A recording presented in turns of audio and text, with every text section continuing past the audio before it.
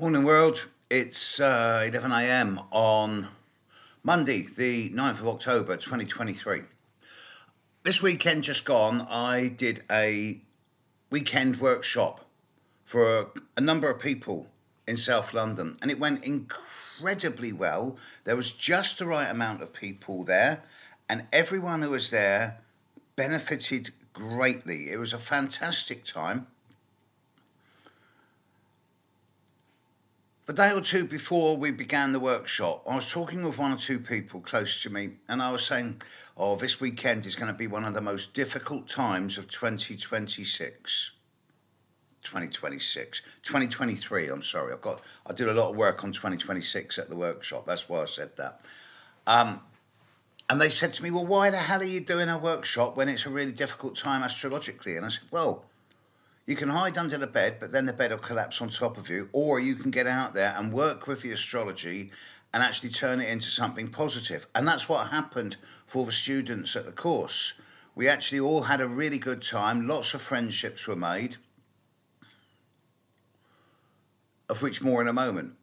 When we started Saturday morning at around 9:30 a.m., I said, look, this is going to be a really difficult day today. There's a big T-square in the sky ongoing over the last 3 or 4 days, still around now for the next couple of days, with Mars square Pluto, Mars opposite the North Node, Pluto square the North Node.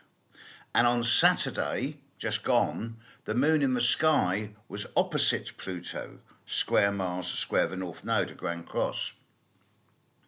And I said before I started the workshop on Saturday morning, today's going to be a difficult day.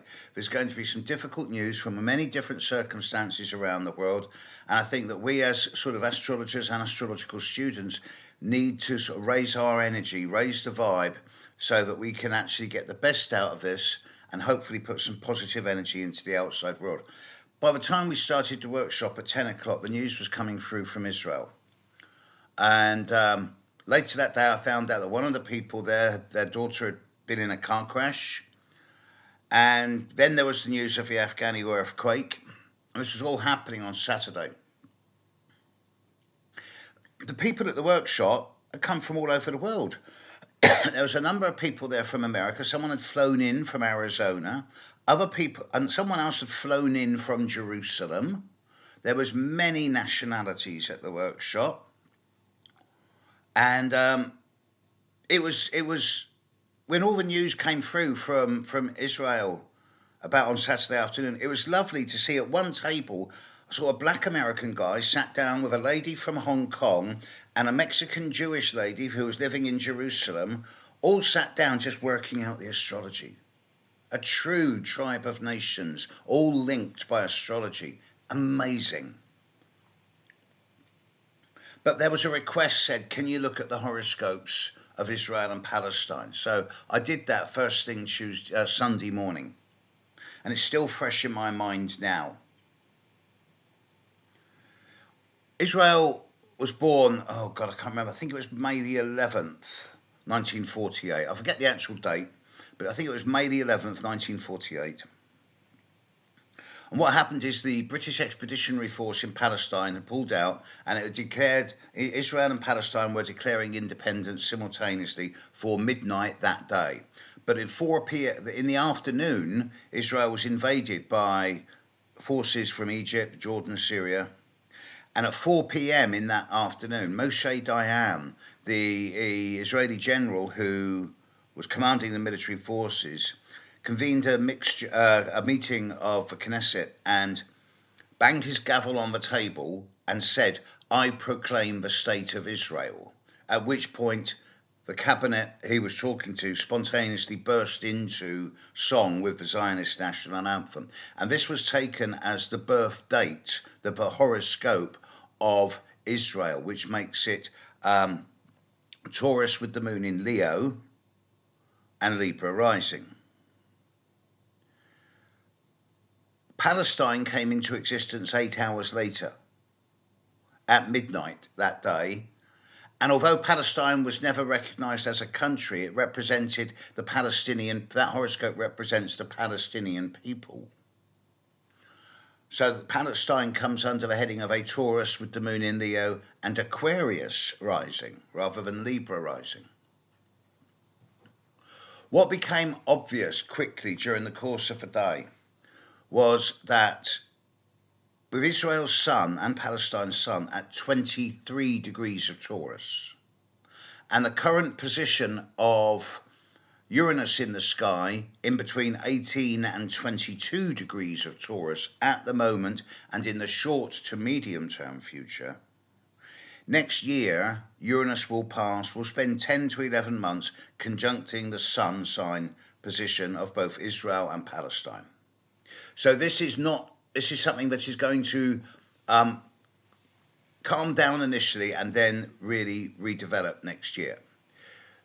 The atrocities that occurred, the large numbers of deaths on both sides of the border that have occurred in this last 48 hours have happened under the signature of an exact Mars square Pluto.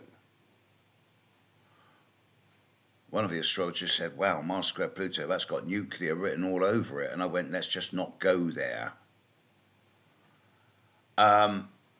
Mars square Pluto is such a challenging aspect. When I see it in an individual's chart, I say to them, if they're children, I say to their parents, get them down the gym and get them into martial arts, get them into taekwondo, aikido, kickboxing, because with Mars square Pluto, you're either going to be a sledgehammer or you're going to be a homeopathic laser. Mars square Pluto became exact about 24 hours ago. It is still around, and it will not dissipate until Mars leaves Libra and moves into Scorpio, which isn't going to be for another 5 or 6 days yet. But I do expect things to calm down within a week, but the underground rumblings of what has happened in the last few days are not going to fade away. There has been permanent damage done, and this is going to result in much bigger potential developments in the second quarter of next year. And I draw your attention to the conjunction of Jupiter with Uranus at the end of April next year at 21, nearly 22 degrees of Taurus. This is going to impact very strongly on the horoscope of both Israel and Palestine. So I do expect further developments then. But to see so many people from so many different countries and cultures sat with each other, sharing laughter, joy, food, and astrology, linked not by nationality or religion or colour of skin or age, because there was so much difference there, but linked by a passion for astrology, was, even with the background energy of that Mars-Pluto square and everything that was associated with it, was so refreshing. Everyone had a good time. Everyone learnt loads. Everyone enjoyed themselves. I got absolutely crackered. And they want me to do it again. And I'm like, oh, no, I don't know if I can do that yet. And they said, can we do it for a week next time? I'm going, no. Anyway, I digress. I don't want to be too jovial, bearing in mind what's happened in the world. I'm deliberately not taking sides in this one. Warfare is wrong wherever it is.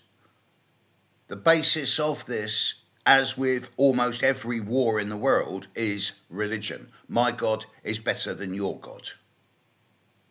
And of course, astrology rises above that. Astrology doesn't do religion. Astrology has a great relationship with spirit and with the divine, and it is representative of the spirit and the divine, and it is not partisan, which is why so many astrologers from so many students of astrology from different cultures were there at the weekend, getting on with each other as equal human beings, regardless of anything else. This is why I teach astrology to students. This is why I want astrology taught in schools, because when I started my studies of astrology in the late 70s and early 80s, way before the internet was even thought of, I said that if astrology were taught in schools, that within 2 generations we'd see an end to warfare and violence around the world. Everyone would know each other. everyone would become self-aware, everyone would be aware of their own psychology. That's not going to work for a large number of big vested interest groups who want to keep people dumbed down and will resort to many different ways of trying to do that. I'm not going to name names, obviously. But I still say that the more we get astrology out into the world, the better this world's going to be, because people will know themselves. People will be able to develop their own philosophies, their own truths, their own beliefs, and have their own relationship with spirit and the divine. This cannot come a moment too soon. On that note, I'm going to quit this while I'm ahead. I hope this has been helpful. Big thank you to those students. All of the videos will be with me within a week. I will post them out to all the students and I will make them available to the world. And the last one particularly, where I looked at in depth the stuff that's coming up in the next 3 years with all the big planets changing sign, I named dates. And I kind of went into overdrive in that last half hour. That's a great video. I might post that on YouTube. All right. Catch you later, world. Take care. Bye.